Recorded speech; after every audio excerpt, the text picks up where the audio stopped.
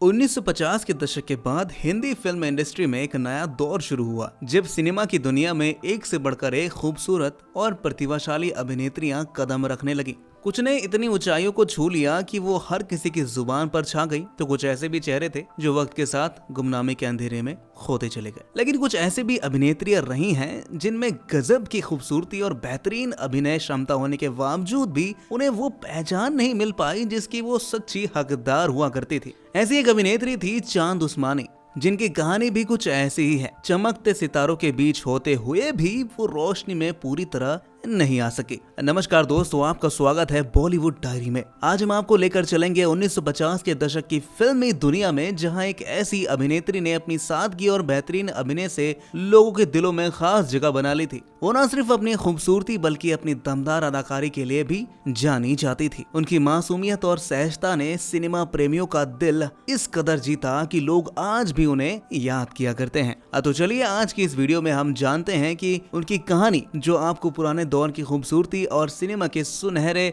दिनों की याद दिला देगी। 3 जनवरी 1933 को आगरा की सरजमी पर एक नन्ही सी बच्ची ने जन्म लिया, जिसका नाम रखा गया चांद बीबी खानम उस्मानी। बाद में यही नाम सिनेमा की दुनिया में चांद उस्मानी के रूप में जाना गया। वो एक बेहद संभ्रांत और संपन्न परिवार से ताल्लुक रखती थी, जहाँ शिक्षा को हमेशा प्राथमिकता दी जाती थी। अक्सर लोगों का मानना होता है कि पुराने जमाने में मुस्लिम परिवार अपनी बेटियों को घर से बाहर पढ़ने की इजाजत कभी नहीं देते थे, लेकिन हकीकत इसमें कुछ अलग थी दोस्तों। कई परिवार ऐसे भी थे जो अपनी बेटियों को न सिर्फ अच्छी शिक्षा देने में विश्वास रखते थे, बल्कि उन्हें आगे बढ़ने के मौके भी देते थे। चांद उस्मानी का परिवार भी ऐसे ही प्रगतिशील विचारों से भरा हुआ था, जहां बेटियों की पढ़ाई को अहमियत दी जाती थी। जब चांद उस्मानी ने अपनी स्कूली पढ़ाई पूरी कर ली तो वो अपनी दादी के पास मुंबई आ गई। उनकी दादी का वहाँ एक शानदार पुराना बंगला था, जहाँ कई फिल्मी दुनिया के लोग पेइंग गेस्ट बनकर रहते थे। चारों तरफ कलाकारों की हलचल और सिनेमा की चर्चाओं से भरे इस माहौल ने चांद के दिल में भी एक खास जगह बना दिया। बड़े पर्दे पर छा जाने के ख्वाब उनके दिल में बस गए। लेकिन अब सपने देखना तो आसान होता है, असल सवाल तो ये था कि आखिर पहला मौका कब मिलेगा और कैसे। उस समय किस्मत भी अपने अजीब खेल खेल रही थी। नामी फिल्मकार AR करदार अपनी नई फिल्म के लिए एक ब्यूटी कॉन्टेस्ट का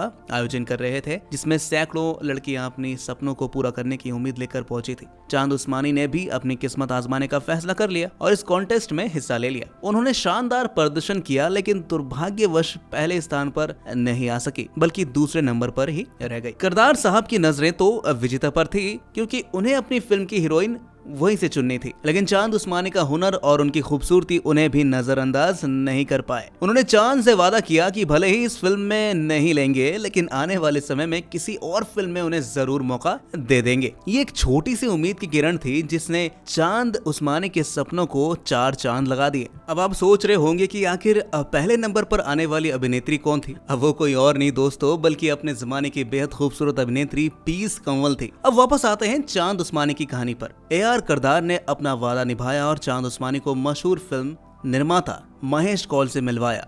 उस वक्त महेश कौल एक नई फिल्म जीवन ज्योति बना रहे थे, जिसमें यंग और टैलेंटेड शम्मी कपूर अपना डेब्यू करने जा रहे थे। किस्मत ने चांद उस्मानी का साथ दिया और उन्हें इस फिल्म में मेन भूमिका मिल गई। साल 1953 में जीवन ज्योति बड़े पर्दे पर आई और इसी के साथ चांद उस्मानी का फिल्मी सफर भी शुरू हो गया। लेकिन अफसोस दोस्तों, ये फिल्म दर्शकों को ज्यादा पसंद नहीं आई और बॉक्स ऑफिस पर अच्छा कमाल नहीं कर पाई।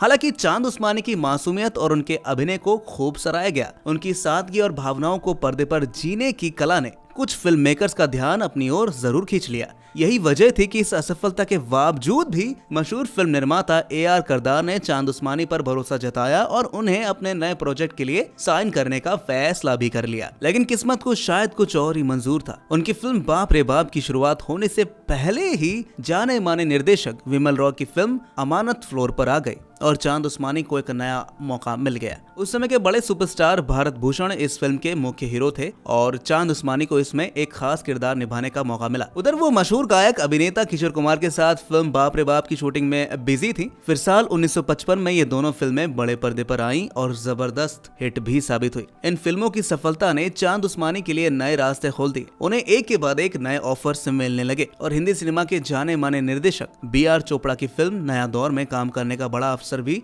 इसी दौरान उनके हाथ लगा। उनकी किस्मत जैसे चमक उठी थी, लेकिन आगे की राह उनके लिए क्या लेकर आई ये किसी को भी नहीं पता था। साल 1957 में एक फिल्म आई नया दौर, जो हिंदी सिनेमा की सबसे बेहतरीन फिल्मों में गिनी जाती है। इस फिल्म में दिलीप कुमार, वैजयंतीमाला और अजीत जैसे बड़े सितारे थे, लेकिन इसमें एक और किरदार था जो कम चर्चित रहा, चांद उस्मानी।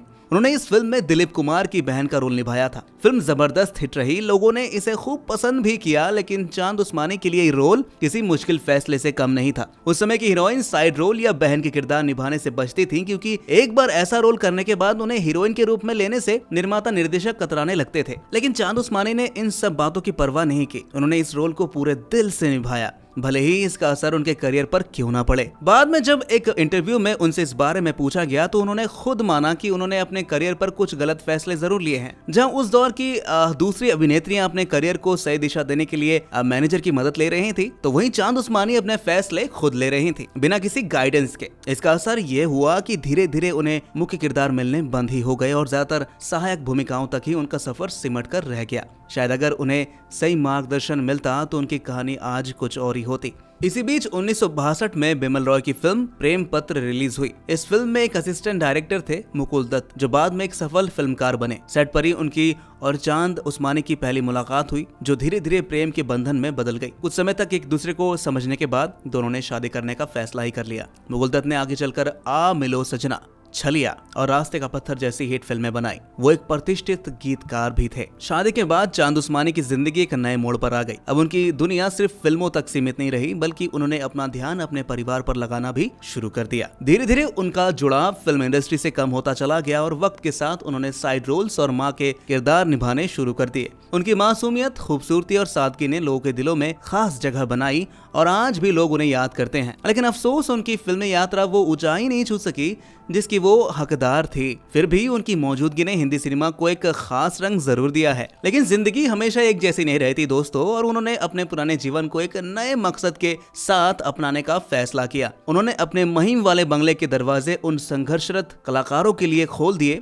जो बड़े सपने लेकर दूर दराज के इलाकों से मुंबई आते थे और फिल्म इंडस्ट्री में अपनी जगह बनाने के लिए दिन रात मेहनत कर रहे थे। चांद उस्मानी और मुकुल दत्त की शादीशुदा जिंदगी में खुशियों की एक और वजह आई जब उनके घर एक नन्हा मेहमान आया। उन्होंने अपने बेटे का नाम बड़े प्यार से रोशन रखा, मानो उनके जीवन में एक नई रोशनी लेकर आ गई हो। समय के साथ चांद उस्मानी की तबीयत बिगड़ने लगी। एक गंभीर बीमारी ने उन्हें घेर लिया, जिससे बाहर निकलना उनके लिए बेहद मुश्किल हो गया। आखिरकार 26 नवंबर 1989 का वो दिन आया जब उन्होंने कैंसर से लड़ते लड़ते अपनी आखिरी सांस ली। इतनी कम उम्र में दुनिया को अलविदा कह जाना वाकई दुखद होता है दोस्तों, लेकिन उनकी यादें आज भी सिनेमा प्रेमियों के दिलों में जिंदा है। चांद उस्मानी की सबसे खास बात यह थी कि वो कभी भी किसी विवाद या गॉसिप का हिस्सा नहीं रही हैं। उनका नाम कभी भी किसी अभिनेता के साथ नहीं जोड़ा गया और उन्होंने हमेशा अपनी सादगी भरी जिंदगी को ही अपनी पहचान बनाए रखा, जो काफी कम लोग कर पाते हैं। चांद उस्मानी की कहानी हमें ये सिखाती है कि फिल्मी दुनिया में कामयाबी और नाकामी का खेल हमेशा चलता रहता है। कभी सही मौके मिल जाते हैं तो कभी हालात ऐसे बन जाते हैं कि टैलेंट के बावजूद इंसान पीछे रह जाता है। कई बार गलत फैसले तो कभी